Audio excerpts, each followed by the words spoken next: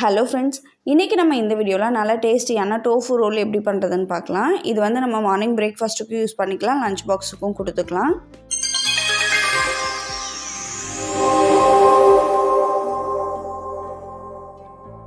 இது பண்ணுறதுக்கு நான் இன்றைக்கி 200 கிராம் அளவுக்கு டோஃபு எடுத்திருக்கேன்.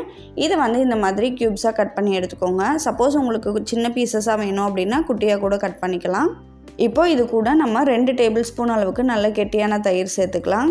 நான் வந்து ஒரு 1/4 கப் அளவுக்கு தயிரை வடிகட்டியில் போட்டு ஒரு அரை மணி நேரம் அப்படியே வச்சுட்டேன். அதில் உள்ள தண்ணியெல்லாம் வடிஞ்சு வந்த பிறகு இதில் சேர்த்துருக்கேன். இது கூடவே 1/2 டேபிள் ஸ்பூன் இஞ்சி பூண்டு விழுது சேர்த்துக்கோங்க. 1/2 டீஸ்பூன் உப்பு, 1/4 டீஸ்பூன் மஞ்சள் தூள், 1 டீஸ்பூன் மிளகாய் தூள், 1 டீஸ்பூன் அளவுக்கு காஷ்மீரி மிளகாய் தூள் சேர்த்துக்கோங்க. 1/2 டீஸ்பூன் அளவுக்கு மல்லித்தூள், 1/2 டீஸ்பூன் கரம் மசாலா, இது எல்லாத்தையும் சேர்த்து நம்ம நல்லா இதை மிக்ஸ் பண்ணி விட்டுறலாம். அடுத்ததாக இந்த ரோல் பண்ணுறதுக்கு நான் ஒரு பெரிய வெங்காயம், முட்டைக்கோஸ், அப்புறம் ஒரு கேப்சிகம், இது எல்லாத்தையுமே நான் நீளமாக கட் பண்ணி எடுத்து வச்சுருக்கேன். இப்போது ஒரு ஃப்ரை பேனில் 3 டீஸ்பூன் அளவுக்கு எண்ணெய் ஊற்றிக்கோங்க. எண்ணெய் சூடான பிறகு நம்ம மேரினேட் பண்ணி வச்சுருந்த டோஃபுவை இதில் சேர்த்து நல்லா ஒரு 5 நிமிஷம் இதை குக் பண்ணிக்கலாம். இப்போ பாருங்கள், நம்மளோட டோஃபு ஒரு 5 நிமிஷம் நல்லா குக் பண்ணியாச்சு.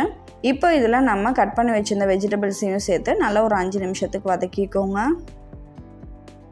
இப்போ இந்த வெஜிடபிள்ஸ்க்கு தேவையான அளவுக்கு மட்டும் உப்பு கொஞ்சம் சேர்த்துக்கலாம். 1/4 டீஸ்பூன் அளவுக்கு நான் போட்டிருக்கேன்.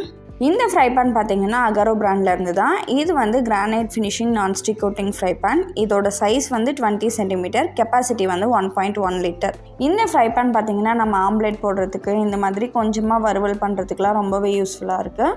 இந்த ஃப்ரை பேனோட லிங்க் வந்து டிஸ்கிரிப்ஷனில் கொடுத்துருக்கேன், வேணும்னா செக் பண்ணிக்கோங்க. இப்போ இதை மூடி வச்சு ஒரு 5 நிமிஷம் வேக வச்சுக்கோங்க. இப்போ பாருங்கள், நம்மளோட உள்ளே வைக்கக்கூடிய ஸ்டஃபிங் வந்து ரெடி ஆகிடுச்சு. அடுத்ததாக இந்த ரோல் பண்ணுறதுக்கு நம்ம மாவு ரெடி பண்ணிக்கலாம். நான் வந்து இன்றைக்கி கோதுமை மாவில் தான் இந்த ரோல் பண்ணியிருக்கேன். நம்ம சப்பாத்திக்கு எப்படி மாவு பிசைவோமோ அதே மாதிரியே நம்ம இந்த ரோலுக்கும் மாவு பிசைஞ்சு எடுத்து வச்சுருக்கேன். இப்போது அதை வந்து நம்ம லேயர்ஸாக தேய்க்க போகிறோம். ஃபஸ்ட்டு வந்து அதை நல்லா மெல்லிஸாக தேய்ச்சி விட்டுக்கோங்க. இப்போது மேலே வந்து லைட்டாக ஆயில் அப்ளை பண்ணிவிட்டு இந்த மாதிரி மடித்து விட்டுக்கோங்க. இதே மாதிரியே தான் நான் எல்லா மாவுலேயும் ரெடி பண்ணி எடுத்து வச்சுட்டேன். அதுக்கப்புறமா நம்ம இதை இந்த மாதிரி தேய்ச்சோம் அப்படின்னா நமக்கு நல்ல லேயர்ஸாக கிடைக்கும். இப்போது இதை வந்து நம்ம தோசைக்கல்லில் நல்லா சுட்டு எடுத்துக்கலாம். தோசைக்கல் நல்லா சூடான பிறகு இந்த சப்பாத்தியை போட்டு நல்லா சுட்டு எடுத்துக்கோங்க. இப்போது நம்ம ரெடி பண்ணி வச்சுருந்த சப்பாத்தி மேலே 1 டீஸ்பூன் அளவுக்கு டொமேட்டோ கெட்சப்பும் 1 டீஸ்பூன் அளவுக்கு மயோனைஸும் சேர்த்து நல்லா இந்த மாதிரி ஈவனாக தடவி விட்டுக்கோங்க. இதுக்கு மேலே நம்ம ரெடி பண்ணி வச்சுருந்த ஸ்டஃபிங்கை வச்சு இந்த மாதிரி ரோல் பண்ணிக்கலாம். இப்போ பாருங்கள், ரொம்பவே டேஸ்டி அண்ட் ஹெல்த்தியான நம்மளோட டோஃபு ரோல் வந்து சூப்பராக ரெடி ஆகிடுச்சு. இந்த ரெசிபியை நீங்களும் உங்கள் வீட்டில் ட்ரை பண்ணிவிட்டு உங்களோட ஃபீட்பேக்கை கமெண்ட்டில் சொல்லுங்கள். நன்றி.